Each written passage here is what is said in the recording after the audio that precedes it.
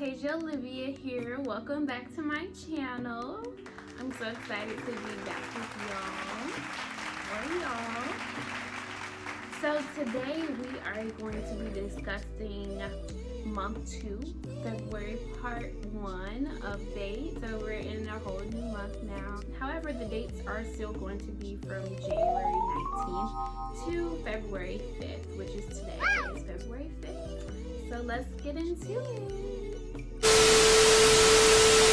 Alrighty, so in regards to my acting career, oh my goodness, so much stuff has happened.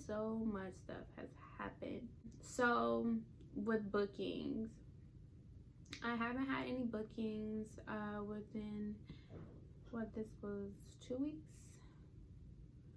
I believe 2 weeks. So I haven't had any bookings. Auditions, I do have one pending audition for a feature film. I'm debating on if I should do it or not. It's going to be shot on an iPhone, so I'm interested to see how that's going to go. But I probably would submit, any opportunity for acting is great. So I'll probably still submit that audition. It's due Monday. Today's Saturday. So I'll do the audition on Monday, turning it on the last day. Yikes. But hey, still better than not turning it in at all, right? And then on set, so if you watched my last video, you know that I got selected to be a background actor in Saints and Sinners, which went pretty well, and I got a lot of camera time. They actually asked me to do another scene. I was in the scene with the main actors. I played Ray's girl, which is Mike Bless or whatever, my acting coach now, one of my acting coaches. So yeah, I was actually in a scene with him, and it was really cool to be on set of Saints and Sinners. So far, that's like the biggest thing I've done. And even though it's an extra role, I'm so glad that I was a part of it. I got to, see how their set is ran. And I ran into Clifton Powell. That was like my 3rd time meeting Clifton, and the 2nd time I actually met him. Well, the first time I met Clifton Powell was on set of a horror movie, Sebastian, the one I PA'd for. And then the 2nd time I met him was with my ex. My ex is a director and had Clifton in his movie, feature film that he shot in Miami, and we had to like go in the studio and get some voiceovers here in Atlanta. So that's the 2nd time I met Clifton. Very intimate setting, like we were all in the studio with him. And then 3rd time I ran into him, it was actually funny because I was in the bathroom, coming out the bathroom, and he was in the hallway. And he was like, "Hey, you look familiar." I was like, "Yeah, you remember last time we met a couple times." He was like, "Yeah, you're a singer, right?" I'm like, "No, I'm not a singer. I'm a songwriter. I mean, not songwriter, screenwriter." See, he got me stuck in music. I was like, "No, I'm a screenwriter and I'm an actor." He was like, "Yeah, you look really familiar." I was like, "Yeah, I met you a couple times." It's like, "Okay, now I'm remembering, met you with so-and-so." I ain't gonna say his name. He was like, "Oh, how's he doing? Last time I talked to him, it was when I was with y'all." He was just a really cool guy. We had conversation, and I actually got a picture with him that time because the first 2 times I never got a picture with him. So that was fun to be on set of Saints and Sinners and to run into Clifton, of course. So then I was on set for Black Mentality. I just did this. It's a new TV show. We just did the pilot, which was funny. I was supposed to just be an extra on that. However, and I didn't have any lines. However, they gave me lines when I arrived on set, and they not only gave me lines, but however they gave my character a name, because originally I was just OG wife 1, because the OG had like multiple wives. But she gave me a name. The character name is Jayla. I'll be playing one of the like main character's wives. In the pilot, it sounds like a really good TV show. It's kind of like a hood movie turned show. So I was on set for that. That was really fun. I was on set on my birthday, actually, the morning of my birthday. My birthday was yesterday, by the way. So I was on set for that. And then tomorrow I will be on set for Warriors of Justice, the movie I was telling you guys about. This week we went shopping for the wardrobe, which was fun, all the African type gear. We went shopping for that. And then I got to pick out some items that I liked. And then also we did an in-person table read as well this week, and that was fun to actually see all the cast together and not just on Zoom, like in the same room and going through our lines. Like, it just felt very organic. Just in-person table reads hit different. Like, I ain't gonna lie, in-person table reads hit so different. So that was fun. And then in regards to acting class, I actually referred my friend last month. She audited a class. Again, guys, I go to Believe It Studios. She audited a class last month, and then her first day was this week, and then her first time training is going to be this month. So super excited. I got the first person that actually came to audit to join the class, and she was actually one of my coworkers at the sports bar that I used to work with. So I dropped down from the accelerated program. In my last video, I told y'all that I was doing his accelerated program, which is like being in class 3 times a week.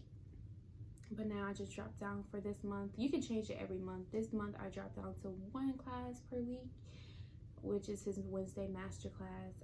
So I cut the audition technique class, and I cut the script analysis class, which is like beginner friendly. And he said a lot of directors are supposed to be kind of coming in from now until I think May or June in class, just kind of watching us, just kind of seeing what his school has to offer.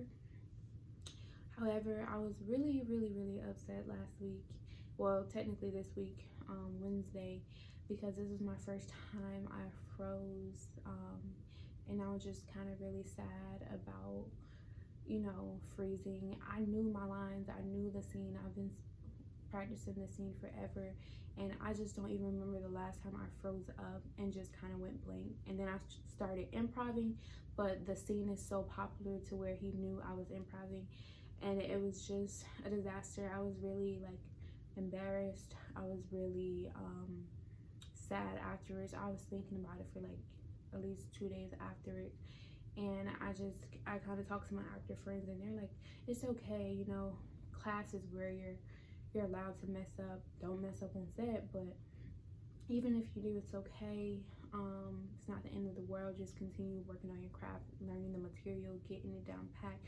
And it's just like, I get that, but I just felt like I had it down packed. So for me to mess up, I believe it was outside sources eating at my anxiety, because this week I had a lot of bad things going on and traumatic events going on. So I feel like I kind of let the outside pressures of life kind of fuck me up in class. And it wasn't the character. I feel like it wasn't that I didn't know the lines. It was me not becoming the character. And I was still Artasia and thinking of all the stressors of life. And I realized, like, when you walk into a scene or a class or wherever, you have to let everything go. You have to drop your real self at the door and leave that person at the door and really become into your character. So I learned a lesson from it, but it was just a really horrible feeling, and I don't want it to happen again. So I'm just going to make sure I'm on it, studying and being extra ready. And it just sucks because I know, like you said, opportunity is coming, and he was just like, you weren't ready. If that was the opportunity, you wouldn't have been ready. And I can only, you know, agree with that. So I don't know. That was just a very real moment that I shared with you guys, and I thought it can possibly help somebody. So again, it's okay to freeze. It's okay to forget your lines sometimes. However, you know, just bounce back from it. You have to be resilient, you know.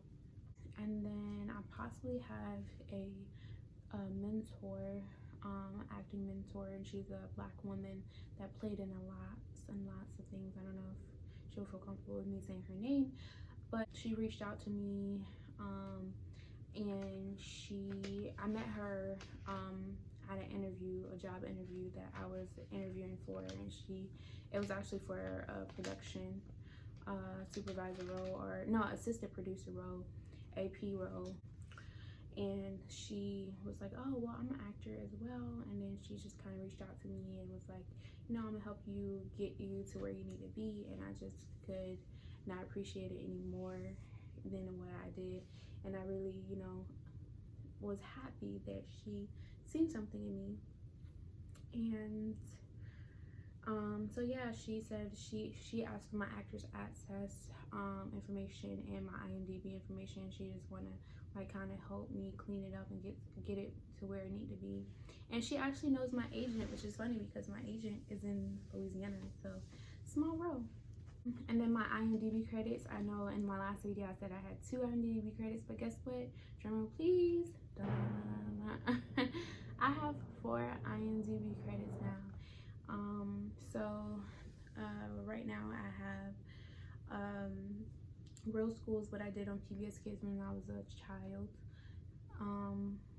as a whole, which was like a new show. It was really, really cute. Then I have Warriors of Justice, the feature film that I'm filming tomorrow. And then I have the microstrip that's so Halloween, where I portrayed the role as a nurse. It was background work, but hey, you know, some people say not to put background work on IMDb, but I'm just starting out, so if they credit me, then I'm gonna keep it on my IMDb page. But that one, and then my 4th one was Sebastian as a production assistant. So yeah, I have like on-camera work and I have off-camera work on my IMDb now. So 4 credits, yay. And I still gotta ask about the Saints and Sinners one. That was background work. However, I did have a lot of camera time, so I wonder if they're going to give me a IMDb credit on that. And I will be on season 6, episode 5 on Hulu, so stay tuned for that. So now we're going to go into show running. So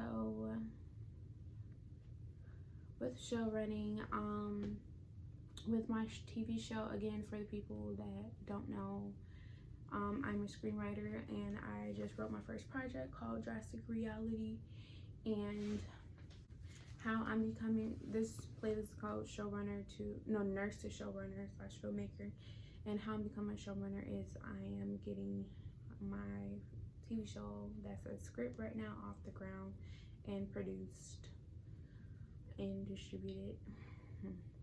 So I'm at a point where I'm waiting to pay my last payment to my line producer. We're in pre-production. He just finished the budget for my script, and I'm waiting to pay him the last payment, just because of going through some financial issues right now. But once I pay that, then I will add the budget he comes up with to my pitch deck. And once I add that to my pitch deck will be finished, and I could you know, send that to my co-writer Sean / director, and he could see, you know, how he likes the pitch deck, and we can go from there. And then also speaking of Sean, my co-writer, I wanted to, how can I say this, submit to this contest. It's Warner Media mixed with the ABFF, which is American Black Film Festival, and Warner Media is over, you know, Warner Brothers, HBO Max, CNN. They're over everything. A lot of companies, not everything, but they are having this contest where Screenwriters can enter their TV pilots and possibly have a chance to enter the ABFF Screenwriters Competition. It's a really dope opportunity. However, me and Sean were supposed to partner up as a team and enter the contest, which you can have two screenwriter teams. We missed the deadline. So this contest deadline was really weird. The contest deadline, let me tell y'all, the contest deadline was March 1st, or if they reached a max of 250 applications. So it's either whichever one comes first is how they were going to close the contest portal and end the deadline. So I think I sent the contest to him like this third day it was out, and he was like, he's gonna have it to me like in a couple days.